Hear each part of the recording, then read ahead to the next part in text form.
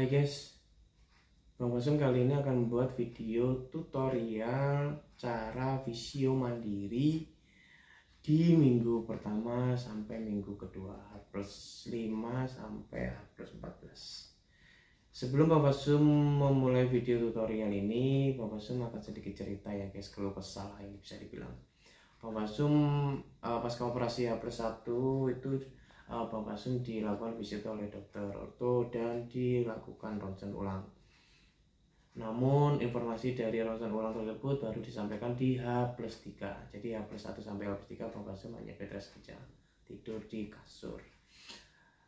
Dan setelah H+3 itu Bang Basum dikasih tahu oleh dokter bahwa si ronsen dinyatakan aman, tidak ada kendala, tidak ada mungkin yang perlu direvisi ulang atau apa, mungkin tidak ada.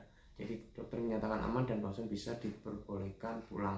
Akhirnya di H+3 Bang Basum boleh pulang. Di H+3 Bang Basum pulang, Bang Basum proses pemulihan di rumah tanpa adanya fisioterapi dan tanpa ada tutor untuk Bang Basum bisa melakukan pergerakan kaki, caranya gimana, posisinya gimana. Bang Basum agak kesulitan di situ. Namun Bang Basum hanya mendapatkan jadwal kontrol di minggu berikutnya dan dikasih tahu juga sama saran dokter kalau bisa untuk proses awal ini minggu pertama ini harus lurus, posisi kaki itu dibisakan lurus atau kalau bisa 0 derajat, biar kalau nantinya kesulitan lurus dan tidak dibiasakan lurus di minggu pertama minggu kedua, takutnya nanti proses untuk pelurusan kaki akan kesulitan nanti. Jadi di minggu pertama minggu kedua Bang Basum sang dokter untuk difokus ke lurus 0 derajat dan menekuk pun tidak boleh dari 30 derajat atau 40 derajat. Yang Bang Basum heran waktu di minggu ke pertama sampai waktu H+1 sampai H+7 Bang Basum itu benar-benar inilah hari-hari yang sangat memberatkan untuk para penyintas ACL meniskus. Kenapa? Inilah hari-hari 1 minggu pertama ini hari-hari yang sangat memberatkan. Kaki itu nyilu, nyeri, sakit, apapun yang terjadi di saat kita kesulitan mau BAB, mau kamar mandi. Di hari minggu pertama inilah yang sangat benar-benar berat sekali menurut Bang Basum. Jadi jika kalian bagi para penyintas ACL meniskus, kalian harus kuat, kalian harus sabar, mental kalian kuatkan. Di minggu pertama kalian harus bisa melewatinya, walaupun dengan cara apapun, walaupun dengan menangis, kalian tetap harus bisa melewati hari minggu pertama. Itu sangat berat sekali. Di hari minggu pertama Bapak sudah dapat kontrol. Di hari Selasa Bapak sudah kontrol, cek dokter, buka perban, penggantian perban, terus cek jahitan aman, tidak ada kendala apapun. Akhirnya dokter menyampaikan untuk kontrol lagi di minggu berikutnya, dan Bapak Basum memberanikan diri untuk menanyakan jadwal visio ke dokter. Dokter menjawab visio nanti dilakukan di minggu ketiga atau minggu keempat. Seharusnya Bapak Basum berpikir apa karena mungkin ini karena BPJS ya, mungkin karena klaim BPJS jadi mungkin ada jeda dari pasca operasi sampai visio itu, mungkin ada rentan waktu yang harus dilakukan. Jadi mungkin SOP-nya BPJS seperti itu ya, jadi tidak bisa langsung visio, kecuali jika kalian memakai asuransi di luar BPJS. Dan akhirnya Bapak Basum berinisiatif mencari tutorial dari YouTube maupun referensi grup terkait proses visio mandiri. Akhirnya Bapak Basum mendapatkan tutor grup dan di beberapa di grup ACL meniskus. Akhirnya Bapak Basum melakukan tutorial mandiri selama kurang lebih H+4 sampai H+14 atau H+14 yaitu hari minggu kedua. Akhirnya Bapak Basum melakukan tutorial ya. Namun saran Bapak Basum, kalau kalian ingin melakukan visio mandiri jangan sampai berlebihan, karena kalau kalian berlebihan nanti kalian sendiri yang akan menyesal jika kalian nantinya akan operasi ulang ACL. Karena ada beberapa kasus di grup itu, ada beberapa teman yang melakukan operasi ACL ulang, dan itu pun pengambilan tendonnya juga benar-benar sangat ngeri kayaknya lah, dan pemulihannya itu juga sangat-sangat berat sekali kayaknya kalau sampai ACL kedua. Jadi jangan sampai kalian fisio mandiri terlalu berlebihan, karena kalian ingin cepat jalan tapi kalian berlebihan. Maksimal 1 minggu pertama dan minggu kedua itu maksimal untuk menekuk, itu sampai minggu kedua maksimal itu di 90 derajat. Itu sebenarnya 90 derajat, namun kalian harus bertahap. Jadi mulai dari minggu pertama sampai minggu kedua itu Bang Fasum melakukan itu, Bang Fasum juga bertahap. Karena Bang Fasum tidak mau berlebihan, Bang Fasum hanya di minggu pertama itu 30-40 derajat. 30-40 derajat, dan akhirnya di hari ke-10 Bang Fasum itu memberanikan diri untuk visio di luar rumah sakit dengan biaya sendiri. Karena visio di rumah sakit dengan klaim BPJS benar-benar sangat lama, dan itu pun pemulihan juga bisa membuat Bang Fasum sangat lama kalau sampai mengikuti fisioterapi di rumah sakit dengan klaim BPJS. Akhirnya Bang Fasum mencari visio di luar, dan Bang Fasum menemukan fisioterapi yang ada di luar dengan biaya sendiri. Namun ya harganya lumayan sekali terapi itu. Namun kalau tidak seperti itu nanti pemulihannya akan lama. Akhirnya di hari ke-10 Bang Fasum melakukan visio, dan disitulah Bang Fasum mulai merasakan kaki Bang Fasum itu merasa nyaman. Dari nyeri-nyeri linu itu di hari ke-10 itu merasa enak dan tidak sakit setelah visio. Dan setelah visio akhirnya Bang Fasum melakukan visio mandiri dengan apa yang disarankan oleh fisioterapi. Pergerakan pun Bang Fasum melakukan sesuai dengan arahan dari fisioterapi, dan nantinya juga ada di video ini kalau kalian ingin tahu ya. Sampai H+14 di hari minggu kedua Bang Fasum juga melakukan visio lagi, dan posisi lurus Bang Fasum itu masih 4 derajat jika posisi lurus sendiri, namun kalau lurus dibantu itu bisa 0 derajat.